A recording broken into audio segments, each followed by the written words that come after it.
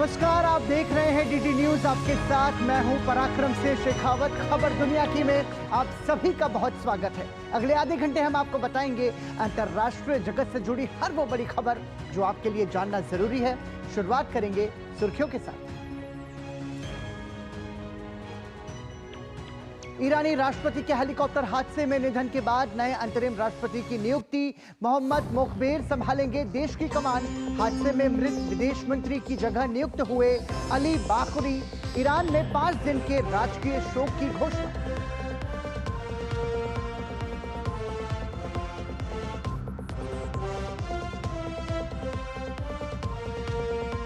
भारत समेत दुनिया भर के देशों ने इब्राहिम रईसी के निधन पर जताया शोक। प्रधानमंत्री मोदी ने द्विपक्षीय रिश्तों की मजबूती में योगदान के लिए रईसी को किया याद। कहा, दुख की इस घड़ी में भारत ईरान के साथ। भारत में कल एक दिन का राजकीय शोक।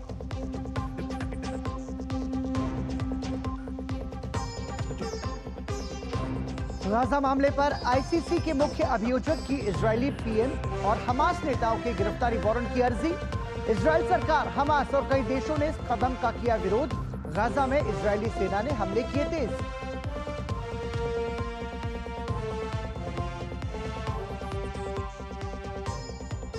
राष्ट्रपति पद की शपथ लेते ही लाई चिंगते की चीन को दो टूक। कहा, धमकाना छोड़कर ताइवान के लोकतंत्र को करे स्वीकार। टकराव की बजाय संवाद पर दे ध्यान। चीन का पलटवार। कहा, हमेशा फेल ही होगा ताइवान की स्वतंत्रता का प्रयास।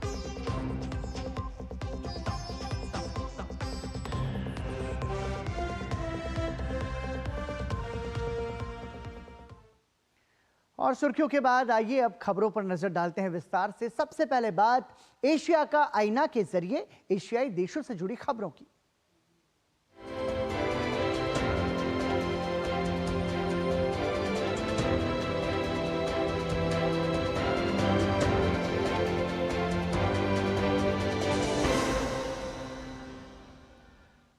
ईरान के राष्ट्रपति इब्राहिम रईसी और विदेश मंत्री हुसैन अमीर अब्दुल्लाहियान का हेलीकॉप्टर क्रैश में निधन हो गया है। अजरबैजान से लौटते समय उनका हेलीकॉप्टर रविवार शाम करीब 7 बजे लापता हो गया था। हादसे में हेलीकॉप्टर सवार सभी 9 लोग मारे गए। उपराष्ट्रपति मोहम्मद मुखबेर को अंतरिम राष्ट्रपति बनाया गया है। ईरान के सर्वोच्च धार्मिक नेता आयतुल्लाह खामनेई ने सोमवार को यह ऐलान किया। इन दिनों पूरी दुनिया की नजर ईरान पर लगी हुई थी, जो कि अमेरिका के साथ साथ इजराइल के साथ भी लोहा लेते नजर आ रहा था। लेकिन अब इस देश के लिए एक बुरी खबर सामने आई है, जिसने ईरान समेत पूरी दुनिया को हिलाकर रख दिया है। ईरान के राष्ट्रपति इब्राहिम रईसी की हेलीकॉप्टर दुर्घटना में मौत हो गई है। दरअसल रविवार को ईरान के राष्ट्रपति इब्राहिम रईसी और उनके विदेश मंत्री समेत 9 अधिकारी अजरबैजान से लौटते वक्त पहाड़ी इलाकों और बर्फीले मौसम में एक हेलीकॉप्टर क्रैश का शिकार हो गए। ईरानी मीडिया ने राष्ट्रपति की मौत की जानकारी देते हुए बताया कि सेना को दुर्घटनाग्रस्त हेलीकॉप्टर का मलबा मिल गया है। हेलीकॉप्टर क्रैश होने की वजह के बारे में अब तक पता नहीं चल पाया है। ईरान गणराज्य के राष्ट्रपति डॉक्टर सैयद इब्राहिम रईसी लोगों की सेवा करते हुए शहीद हो गए। जनहितैषी और लोकप्रिय राष्ट्रपति कई प्रांतीय परियोजनाओं का उद्घाटन करने के लिए पूर्वी अजरबैजान गए थे। वापस आते वक्त उनका हेलीकॉप्टर प्रतिकूल परिस्थितियों के कारण दुर्घटनाग्रस्त हो गया।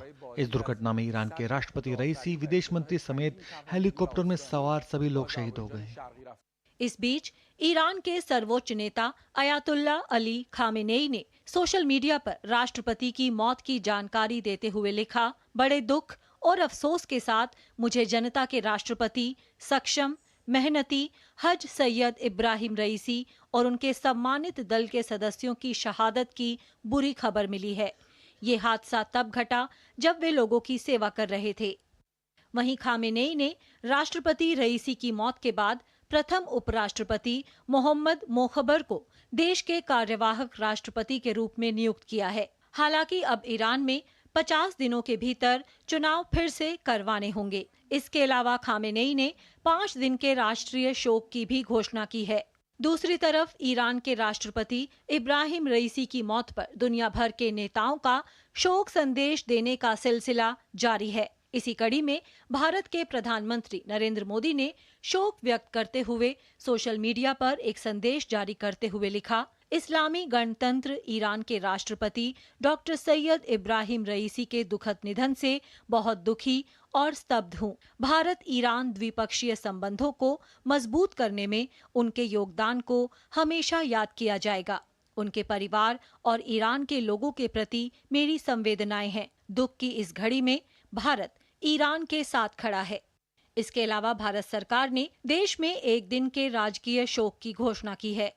दूसरी तरफ क्रेमलिन के प्रवक्ता दिमित्री पेस्कोव ने बताया कि रूस के राष्ट्रपति पुतिन ने इब्राहिम रईसी की मौत पर ईरान के सर्वोच्च नेता अयातुल्ला अली खामेनेई को अपनी संवेदना व्यक्त करते हुए कहा कि वे रूस के सच्चे दोस्त थे। राष्ट्रपति पुतिन ने इस्लामी गणतंत्र ईरान के सर्वोच्च नेता को शोक संदेश भेजा है।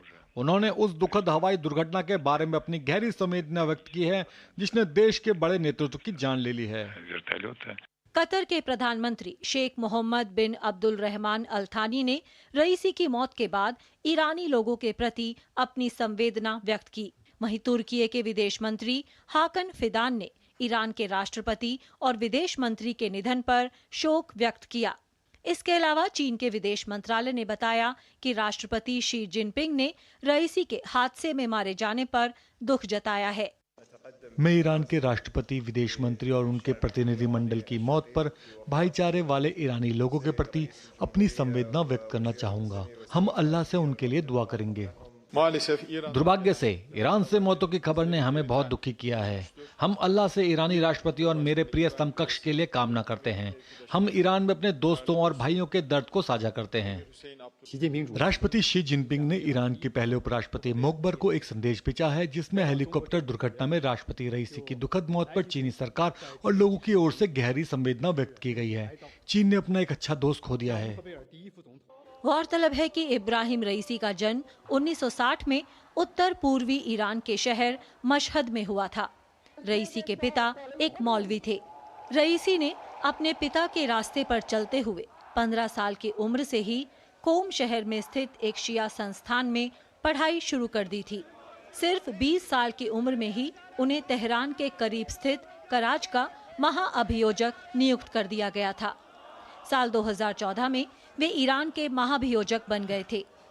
रईसी जून 2021 में उदारवादी हसन रूहानी की जगह इस्लामिक रिपब्लिक ईरान के राष्ट्रपति चुने गए थे। हाल ही में इजराइल के साथ संघर्ष में उनकी प्रमुख भूमिका रही थी। इजराइल के प्रधानमंत्री बेंजामिन नेतन्याहू की मुश्किलें बढ़ सकती हैं।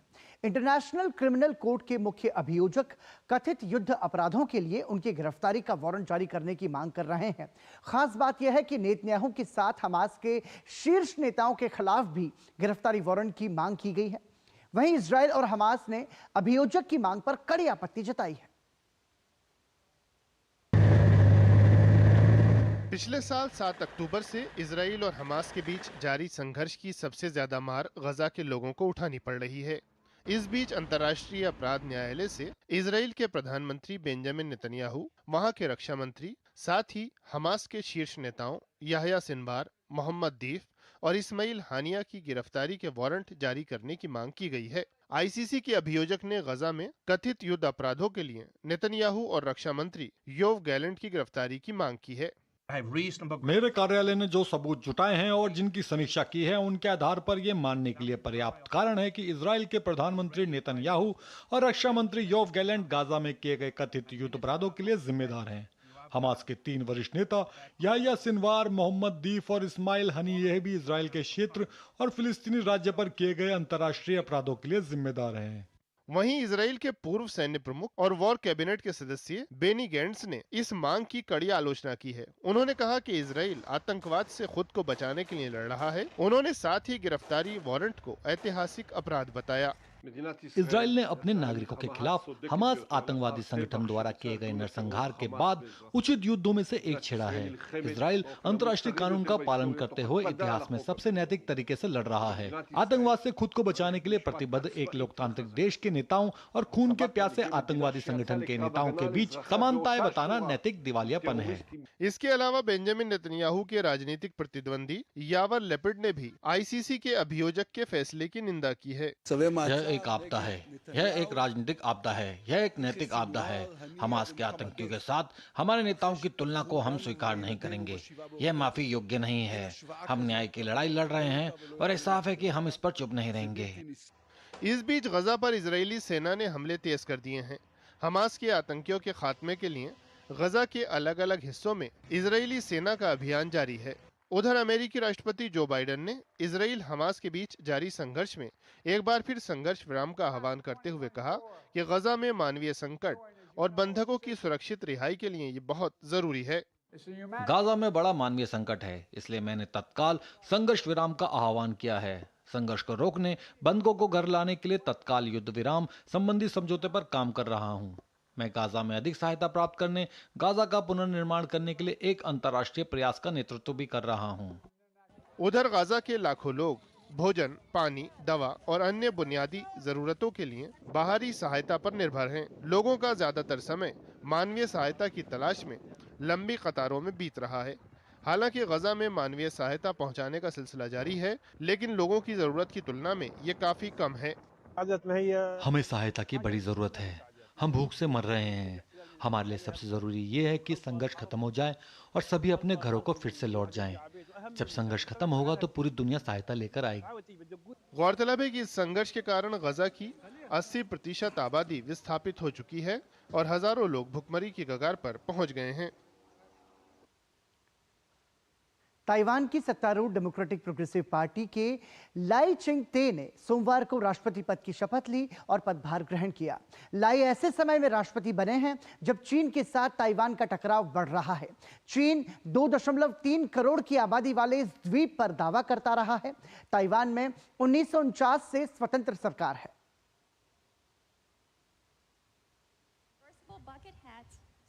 चीन के बढ़ते सैन्य खतरों के बीच खुद को एक संप्रभु देश के रूप में देखने वाले ताइवान को एक नया राष्ट्रपति मिल गया है।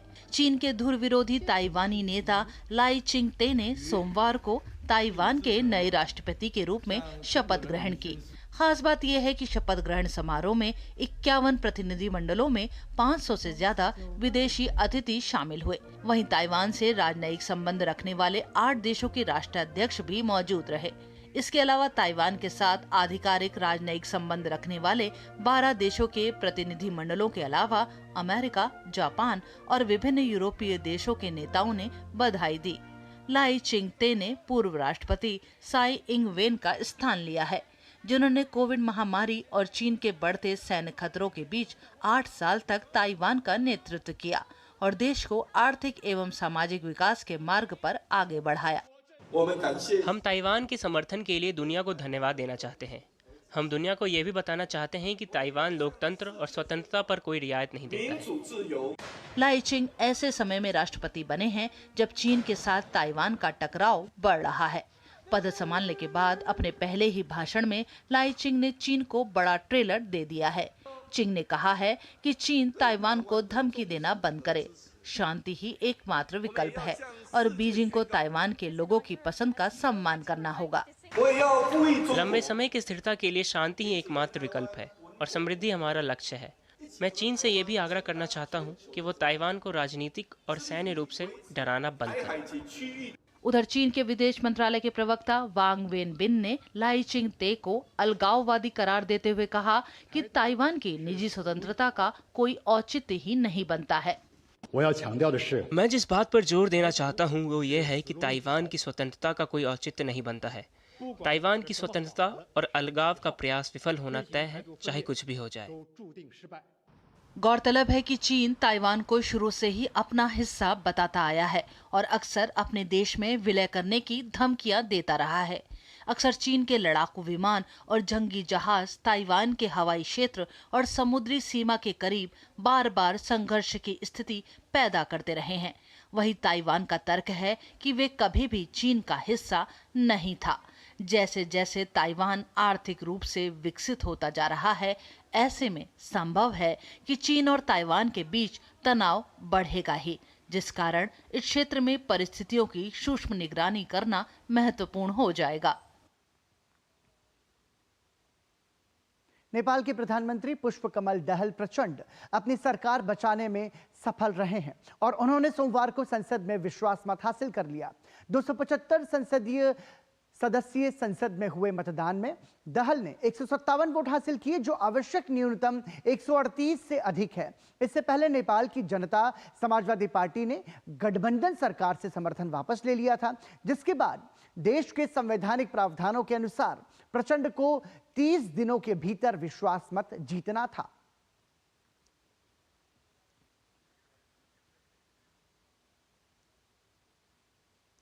और यहां रुक रहे हैं एक छोटे से ब्रेक के लिए।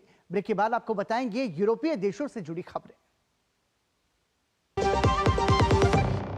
हर घर पाइप से पहुंचाएंगे सस्ती गैस, ये है मोदी की guarantee.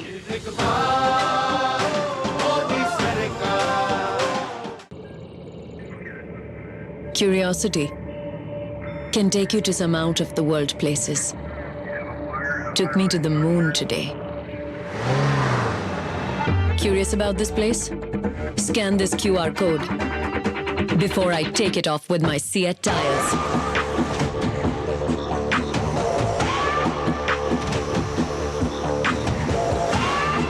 Seat, crafted for the curious. बात जब पीढ़ियों के लिए बनने वाले घर की हो तो जिम्मेदारी बड़ी हो जाती है। गैलेंट समझता है ये जिम्मेदारी। अब डबल एम रिब्स के साथ गैलेंट एडवांस TMT रीबार निर्माण का रियल हीरो। गोल्डी छोले मसाले, जहाँ जाए रिश्ते बनाए, जहाँ जाए रिश्ते बनाए, गोल्डी मसाले। यकीन है खुद पर है नाज।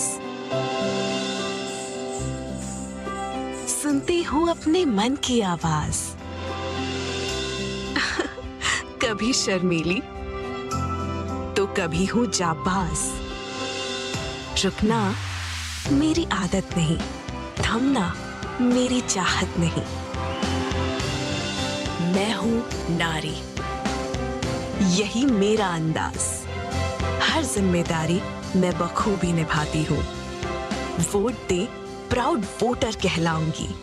पूरे देश संग चुनाव का पर्व मनाऊंगी। सर, आप किस एज में रिटायर हुए थे? 39। सोच रहा था काश मेरी भी रिटायर्ड लाइफ आप जैसी हो। उसके लिए मैदान में उतरना पड़ेगा। उतरूंगा ना सर। अरे भाई यहाँ नहीं, म्यूचुअल फंड्स के मैदान में। Mutual funds? हर महीने इन्वेस्ट करो, फ्यूचर की तैयारी करो। करोड़ों लोग इन्वेस्ट कर रहे हैं और देश के साथ आगे बढ़ रहे हैं। सही है सर। तो आ जाओ मैदान में। म्यूचुअल फंड निवेश बाजार जोखिमों के अधीन है। योजना से जुड़े सभी दस्तावेजों को ध्यान से पढ़ें। शुक्ला बता रहा था आपके बाबूजी ने जायदाद का कुछ हिस्सा नौकर के नाम कर दिया। अब नौकर हर काम अपना घर समझ के करेगा। समरकूल, जो हर दिल करे कबूल। तुम्हें पता है इन्वेस्टर्स के लिए एक इन्वेस्टर प्रोटेक्शन फंड होता है IPF, लेकिन अगर तुम्हारा ट्रेड एक्सचेंज पर एग्जीक्यूट नहीं हुआ या फिर कोई गारंटीड रिटर्न्स वाली स्कीम है तो ये IPF आपकी मदद नहीं कर सकता है। और अगर आपका ब्रोकर ही डिफॉल्टर बन जाए तो फिर IPF आपको कॉम्पेंसेशन दिला सकता है। कहाँ से सीखा? NSE की साइट पर। समझकर इन्वेस्ट कर। 70 साल से ज्यादा के बुजुर्गों का मुफ्त इलाज, मोदी की गारंटी। मोदी देश के लिए, मोदी देश के लिए, मोदी देश। फिर एक बार मोदी सरकार, कमल का बटन दबाएं, भाजपा को जिताएं। ब्रेक के बाद आपका स्वागत। आप देख रहे हैं खबर दुनिया की और आइए अब नजर डालते हैं यूरोप इन दिनों के जरिए यूरोपीय देशों से जुड़ी खबरों पर।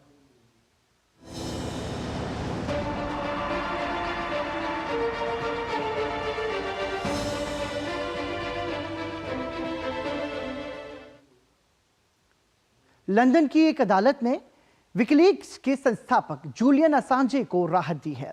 अदालत ने असांजे को अमेरिका में उनके प्रत्यर्पण के खिलाफ अपील करने की अनुमति दे दी है। असांजे पर जासूसी के 17 आरोप और लगभग 15 साल पहले उनकी वेबसाइट पर अमेरिकी दस्तावेजों के प्रकाशन को लेकर कंप्यूटर के दुरुपयोग का एक आरोप है।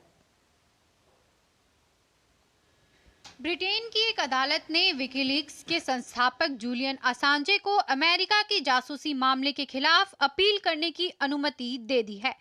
मामले की सुनवाई कर रहे 2 न्यायाधीशों ने कहा कि असांजे के पास ब्रिटेन सरकार के प्रत्यर्पण आदेश को चुनौती देने का आधार है। उच्च न्यायालय के इस फैसले के बाद असांजे के लिए अपील करने का रास्ता साफ हो गया है। इस फैसले पर असांजे की पत्नी ने खुशी जाहिर की है। न्यायाधीश ने सही निर्णय लिया है। इस फैसले से हम राहत महसूस कर रहे हैं, लेकिन मामला कब तक चल सकता है? अब अमेरिका को स्थिति को समझना चाहिए और अब इस मामले को छोड़ देना चाहिए। गौरतलब है कि असांजे पर जासूसी के 17 आरोप और लगभग 15 साल पहले उनकी वेबसाइट पर अमेरिकी दस्तावेजों के प्रकाशन को लेकर कंप्यूटर के दुरुपयोग का एक आरोप है। असांजे ने 7 साल तक लंदन में इक्वाडोर के दूतावास में शरण लेने के बाद पिछले 5 साल ब्रिटेन की जेल में बिताए हैं। इस बीच जूलियन असांजे के समर्थकों ने कोर्ट के फैसले पर खुशी जताई और कहा कि असांजे को जल्द से जल्द रिहा किया जाए। यह अच्छी खबर है। आखिरकार अदालत ने अपील स्वीकार कर ली है, लेकिन यह अभी तक साफ नहीं है कि अपील कब तक होगी। असांजे बहुत समय से जेल में हैं। हम चाहते हैं वो जल्द से जल्द रिहा हों। मैं वास्तव में उत्साहित हूँ। मैं बहुत खुश हूँ। मैं कैम्ब्रिज से यहाँ तक आई हूँ। यह बहुत जरूरी है कि जूलियन असांजे को जल्द से जल्द पूरी तरह से रिहा किया जाए। वो सिर्फ और सिर्फ मानवता और सच्चाई के लिए लड़ रहे हैं। बता दें कि अमेरिका ने ब्रिटिश कोर्ट को यह आश्वासन दिया है कि वे 52 साल के जूलियन असांजे को मौत की सजा नहीं देंगे। इसके अलावा अगर जासूसी के आरोपों में असांजे के खिलाफ मुकदमा चला तो उन्हें यूएस फर्स्ट अमेंडमेंट राइट के तहत फ्री स्पीच का अधिकार दिया जाएगा। हालांकि असांजे ने हमेशा ही जासूसी के आरोपों से इनकार किया है। जूलियन असांजे को 2010 में स्वीडन की अपील पर लंदन में गिरफ्तार किया गया था। स्वीडन भेजे जाने से बचने के लिए असांजे ने 2012 में लंदन में इक्वाडोर के दूतावास में शरण ली थी। बाद में इक्वाडोर की सरकार ने उन्हें शरण देने से इनकार कर दिया, जिसकी वजह से 2019 में ब्रिटेन की पुलिस ने उन्हें गिरफ्तार कर लिया था। रूस और यूक्रेन के बीच जारी संघर्ष को 2 साल से ज्यादा हो चुका है, लेकिन यह थमने के बजाय और तेज होता जा रहा है। इस बीच रूसी सेना ने यूक्रेन के लुहांस्क क्षेत्र में बिलोहोरिक्वका की बस्ती पर पूरा नियंत्रण लेने का दावा किया है और क्षेत्र में बेहतर पकड़ भी बना ली है। रूसी रक्षा मंत्रालय ने कहा कि सेना ने यूक्रेन के 2 जवाबी हमलों को नाकाम कर दिया। यूक्रेन ने लुहांस्क क्षेत्र के रूस स्थापित प्रशासन के नेता लियोनिड पासेचनिक ने कहा कि कीव ने लुहांस्क शहर के पास एक हमले में फ्रांस द्वारा आपूर्ति की गई मिसाइलों का इस्तेमाल किया था, जिससे कई आवासीय इमारतों और वाहनों को नुकसान पहुंचा।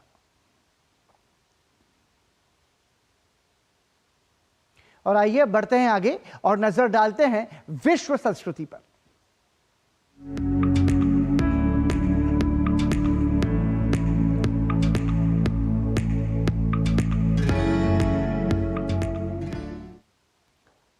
बर्लिन में पूरे उत्साह के साथ कार्निवल ऑफ कल्चर के 26वें संस्करण का रंगारंग आयोजन किया गया। हर साल आयोजित होने वाले इस उत्सव का इंतजार बर्लिन में रहने वाले लोगों सहित दुनिया के कला और उत्सव प्रेमियों को रहता है।